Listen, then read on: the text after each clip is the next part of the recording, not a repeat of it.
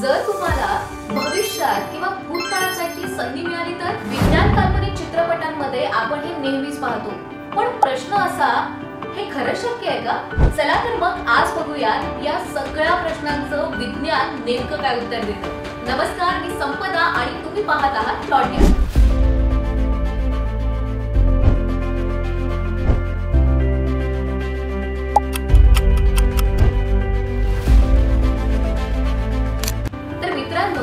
Time ट्रॅव्हलचं विज्ञान हे Albert Einstein यांच्या थिअरी ऑफ रिलेटिव्हिटी पासून सुरू होतं. या सिद्धांतानुसार वेळ ही स्थिर नसते, ती गुरुत्वाकर्षण आणि वेग या दोघांवर अवलंबून असते. म्हणजेच एखादी वस्तू जितक्या जास्त जलद वेगाने जाईल तितकीच तिच्यासाठी वेळ हळू जाईल. यालाच म्हणतात टाइम डायलेशन. 1971 मध्ये झालेल्या हॅसन केटिंग या प्रयोगात शास्त्रज्ञांनी 2 घड्याळ वापरली, एक विमानात तर दुसरं पृथ्वीवर.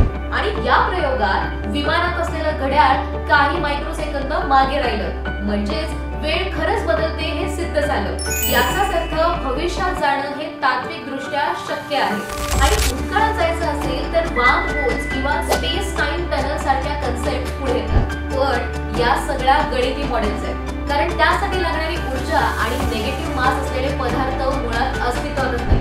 म्हणून व्यवहारात भूतकाळात जाणं आजच्या विज्ञानासाठी तरी शक्य नाही. पण भविष्यातला वेळ प्रवास वैज्ञानिक दृष्ट्या शक्य आहे. काळ, वेग आणि गुरुत्व या तिन्ही घटकांमध्ये अजून अनेक रहस्य दडले आहेत. भविष्यात कदाचित आपण भूतकाळात जाण्याची पोस्ट खरोखर अपलोड करू शकतो. आजचा आपला हा व्हिडिओ तुम्हाला कसा वाटला हे आम्हाला कमेंटमध्ये नक्की कळवा आणि अशाच रहस्यमय गोष्टींसाठी प्लॉट यांना सबस्क्राईब करायला अजिबात विसरू नका.